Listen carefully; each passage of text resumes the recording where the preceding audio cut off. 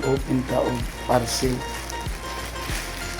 Basta siya kung sa akong na-order. Sige, pasagal ka na-order. Ang gaano mo sa work mga 220. Ang gisiyan ka.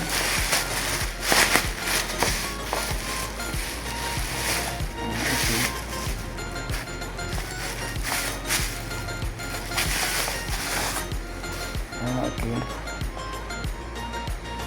Ada atmosphere lights yan isa. So, ato ni tanaw rin siya sa pagkaon sa kuan.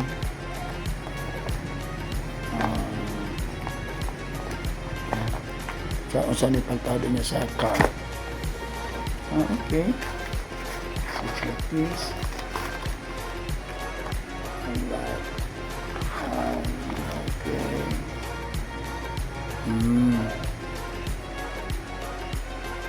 What's this? So, mga lights ni siya na itaod sa auto. Tapos ilalim sa wheel type to this one later.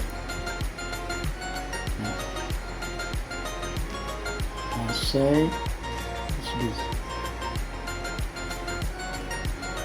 So, taas-taas ni siya. Para mabutang mo kami. Okay.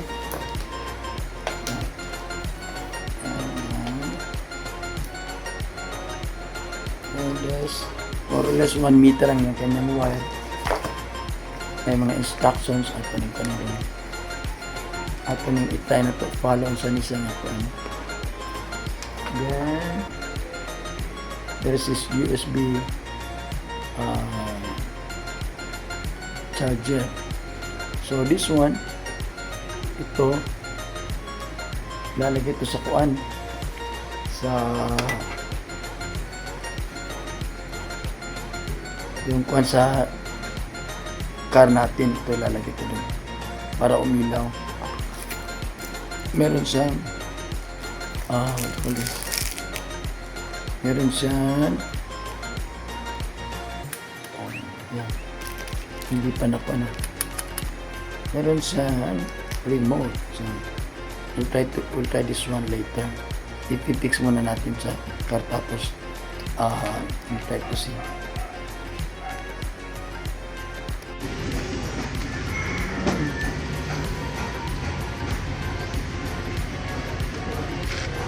So this is it. Ito yung kanya para sa power. Ito yung dito natin lalagay ito dyan. Yan. Tapos ito yung ito yung para sa ating parang lighter ng pan para natin yan.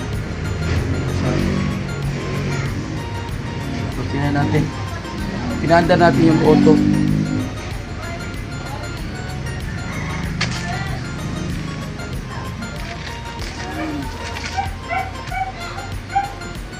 Ito na. Tapos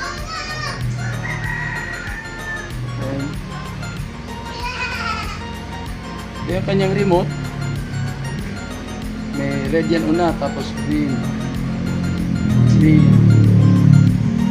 blue, white, orange, yellow. So nasa sa atin na kung saan natin ilalagay. So just follow the video mamaya. I-distribute ko muna kung saan ilalagay. So ganito yan, no? So may mga wires sa so dito sa harapan at saka sa hindi naaabot dun sa likod. So yung sasakyan ko ay Avanza. So tingnan natin mamaya. Yeah.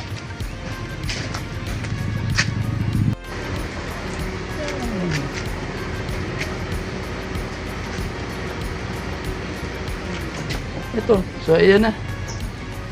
Nakuha na natin, na-test na natin dito sa harapan. Ayan.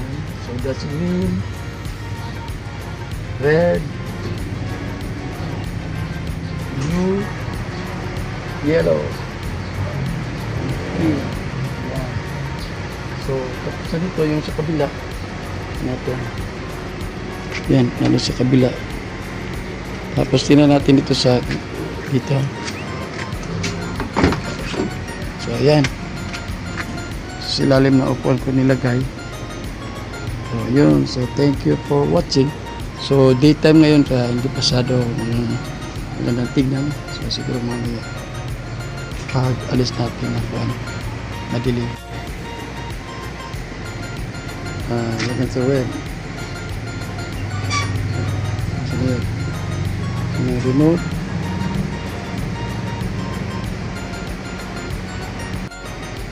Kailangan itiin. Yan, orange. Green. So, thank you for watching.